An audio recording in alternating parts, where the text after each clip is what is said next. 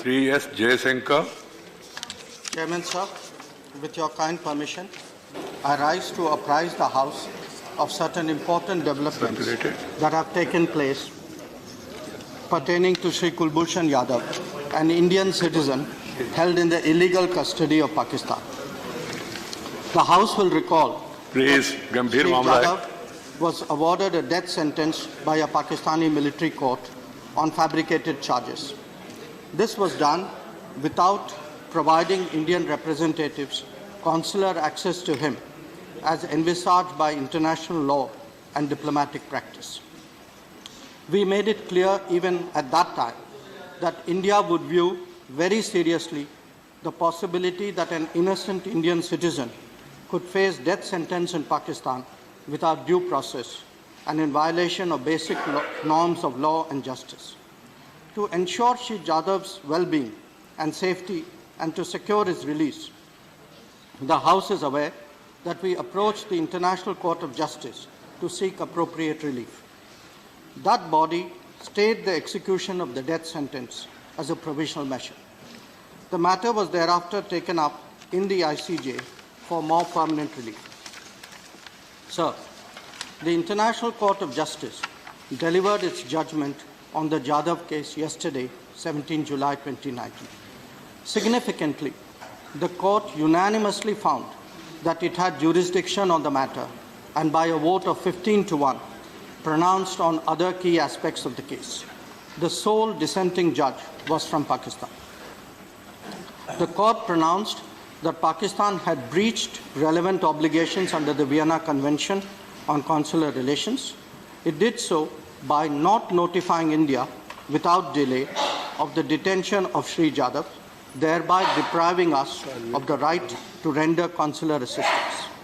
Pakistan was also found to have deprived India of the right to communicate with Sri Jadhav, have access to him, visit him in detention, and arrange his legal representation.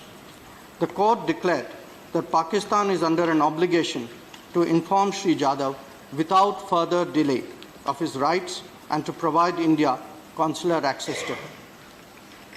It stated that the appropriate reparation in this case was for Pakistan to provide, by means of its own choosing, review and reconsideration of the conviction and sentence of Sri Jadhav. It bears noting that the court has re-emphasized that the review and reconsideration of the conviction and sentence must be effective. A continued stay of execution in the judgment of the court constitutes an indispensable condition for the process of effective review and reconsideration. Sir, in 2017, Government made a commitment on the floor of the House to undertake all steps necessary to protect the interests and welfare of Sri Jadhav.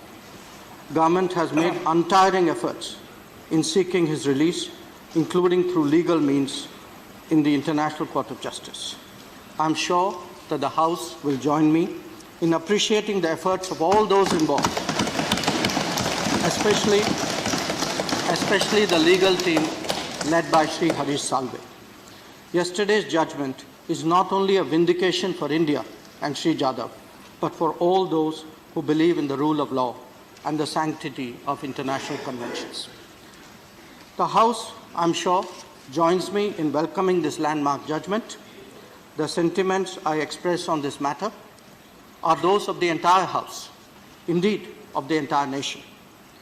Sir, Sri Kulbhushan Jadhav is innocent of the charges leveled against him.